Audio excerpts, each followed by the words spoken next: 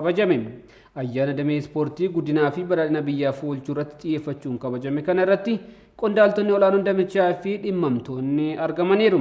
Ayyaanni guyyaa ispoortii addunyaa kun akka addunyaatti yeroo 8ffaaf kan kabajame yogguu ta'u, akka Itoophiyaatti immoo yeroo jalqabaaf kan kabajame.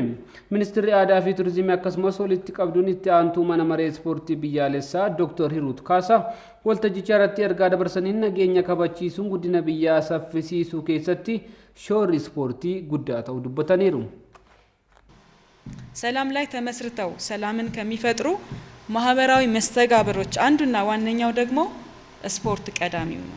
Taateewwan hawaasummaa nageenyaaf bu'uura ta'an keessaa ispoortiin adda dureedha. Ispoortiin mataa isaatiin nageenya malee gaggeeffamuu hin danda'u. Kana jechuun ispoortiin uummata walitti dhiheessuun nageenya uumuu keessatti shoora jabaa qaba.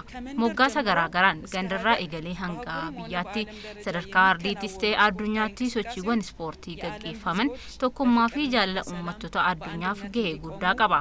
Uummanni garaagarummaa sanyii, amantaa fi gosaan osoo wal hin qoodin sagalee tokkoon akka weellisan, akka waliin gammadan, akka waliin hubatanii fi akka wal gargaaran taasiseera. ሀገራቸውና ለህዝባቸው እንዲሁም ለየባንዲራቸው ያላቸውን ፍቅር እንዲገልጹ ያደርጋል።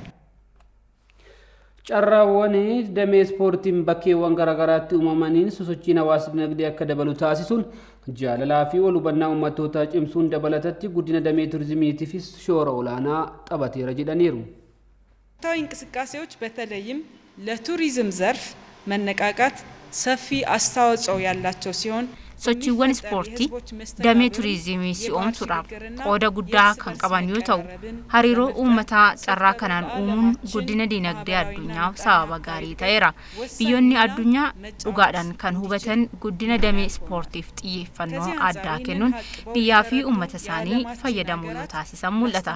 Haala biyya keenyaa yoo ilaallu ispoortii aadaarraa kaasee hanga ispoortii ammayyaatti sochiin bal'aan jiraatanillee damichatti fayyadamuun biyya ijaaru irratti ammallee baay'ee nu hafa jedhee namana. Haa ta'u malee garuu fuula irratti carraan bal'aatu jira. Biyya haadha gootota atileetota hedduu kanaaf hunduu xiyyeeffannoo kennee yoo hojjete uummata keenya damichaan fayyaduu dandeenya. ውስጥ ስር ሰደው ይገኛሉ። ሆኖም በሀገራችን ስፖርትን ለሰላም መሰረት አድርጎ ከመጠቀም አንጻር እንዲሁም ዘርፉ ለአገር ልማትና ኢኮኖሚ ያለውንና የሚኖረውን አዎንታዊ ሚና በመገንዘብ በተጨባጭ ተጠቃሚ ሆኖ ከመገኘት አንጻር ሲቃኝ ግን ገና ብዙ ይቀራል ብዬ አምናለሁ። Waltajjicha irratti shoora ispoortiin tokkummaa uummataa fi guddina biyyaa keessatti qabu ilaalchisuun ogeeyyilee damichaan waraqaan qorannoo dhiyaateera jechuudhaan Muktaar Abdallaatu gabaase. Boqonnaadhaaf gidduun addaan citee kan ture Pirimeer Liigiin Beet Kiingii Itoophiyaa roobii boruurraa kaasuun magaalaa Dirree Dhawaatti geggeeffamuu eegalama. Torbee 17ffaan bor liigichaan taphoota lamatu geggeeffama. Tapha jalqabaan sa'aatii 10 irraa kaasuun isteediyeemii Dirree Dhawaa irratti Qiddus Giyoorgis kilabii bulchiinsa magaalaa Sabbataa wajjin taphatama. Halkan sa'aatii 1 irraa eegaluun ammoo kilabiin Buna Itoophiyaa kilabii bulchiinsa magaalaa Hawaasaa wajjin taphatama. Jimma Abbaa Jifaar Dirree Dhawaa wajjin fi Walaayittaa Diichaan Faasil wajjin taphoota liigichaan kamiisa taasifamanidha. Jimaata ammoo sa'aatii 10 irratti Baahir Daar Walqixxee wajjin fi sa'aatii 1 irratti ammoo Bunni Sidaamaa Adaamaa wajjin taphatama. A straight red card.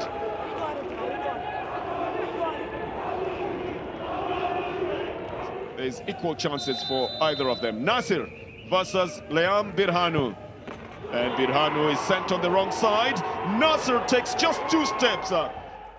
Shaampiyoonaan atileetiksii Itoophiyaa marsaa 50ffaan har'a isteediyeemii Finfinneetti eegalameera. Guyyaa jalqabaa shaampiyoonicha har'a dorgommiileen xumuraa fi gulaallii hedduu geggeeffamaniiru. Dorgommii xumuraa meetira 10,000 dhiirotaan geggeeffameen Barriyoo Aragaawii olaantummaan xumureera.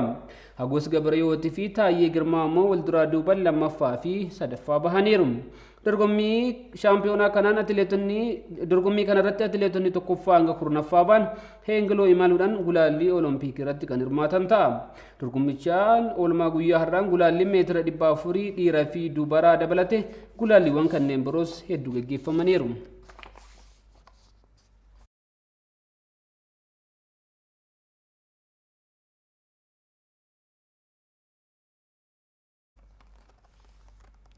Morkii waancaa Champions League Awurooppaa nuusa xumuraan har'a galgalaa taphoonni lama ni gaggeeffamu. Taphoota kanneen keessaa taphni Real Madrid Liverpool wajjin taasisu xiyyeeffannoo argateera. Dabalata qabna.